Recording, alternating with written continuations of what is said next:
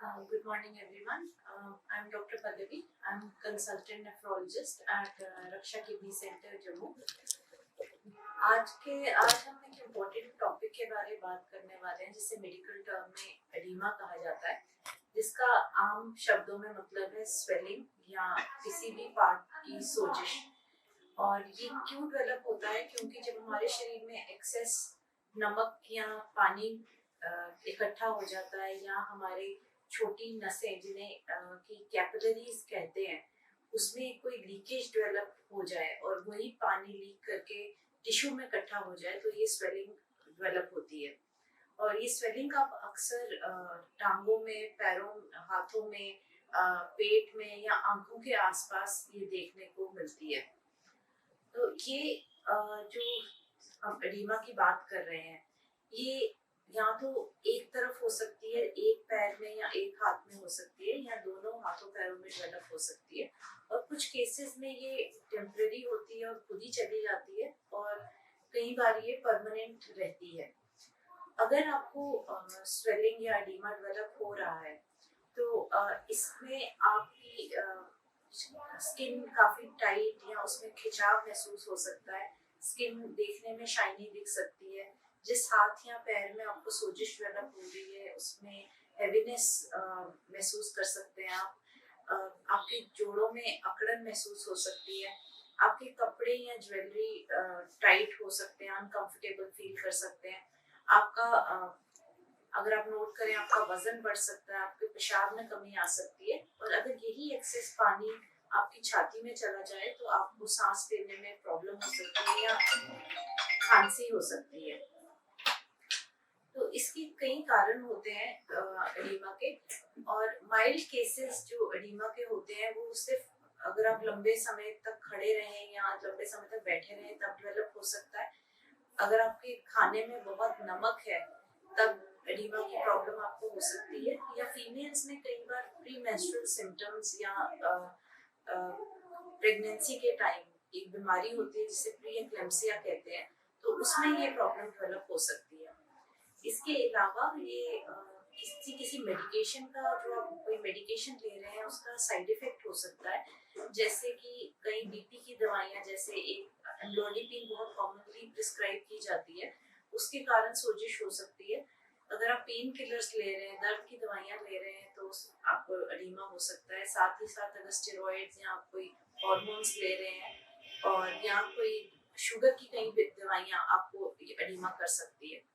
इसके अलावा कुछ सीरियस कॉज होते हैं एडिमा के, जिसमें कई बीमारियां ये सोजिश कर सकती हैं। जैसे सबसे पहला कॉज जो है वो लिवर की बीमारी होती है। लिवर फेलियर पेशेंट्स में जो रक्त का बहाव होता है पेट में, उसमें प्रॉब्लम आती है। साथ ही साथ लिवर के पेशेंट्स में प्रोटीन, जो जिसको हम एल्बुमिन भी कहते हैं, उसकी वो प्रोडक्शन कम हो जाती है, जिसके कारण लिवर के पेशेंट्स में पेट में सोजिश या पैरों में सोजिश देखने को मिल सकती है। जो सेकंड सीरियस कॉज है एडिमा का, उसमें हार्ट या जिसको हार्ट फेलियर कहते हैं, उसके कारण सोजिश डेवलप हो सकती है।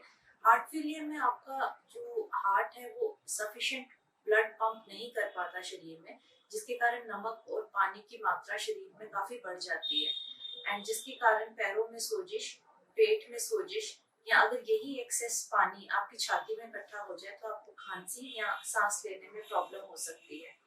इसके अलावा जो तीसरा इम्पोर्टेंट कारण है वो है कोई भी किडनी की बीमारी।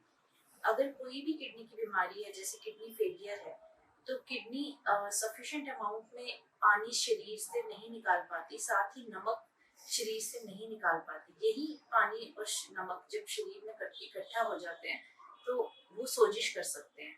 अक्सर किडनी के पेशेंट्स में जो सोजिश होती है वो मॉर्निंग टाइम में जब आप नींद से उठते हैं तो आंखों के आसपास दिखती है, और जब आप दिन जैसे जैसे पास होता है, आप चलना शुरू करते हैं, बैठते हैं, तो यही सोजिश आंखों से हटके पैरों पे आ सकती है।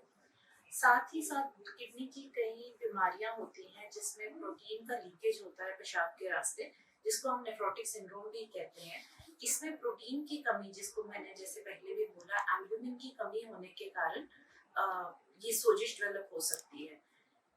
इसके अलावा कई बीमारियां जिसमें पैरों की नसें वीक हो जाती हैं या पैरों की नसें ब्लॉक हो जाती हैं, उसके कारण भी सोजिश डेवलप हो सकती है।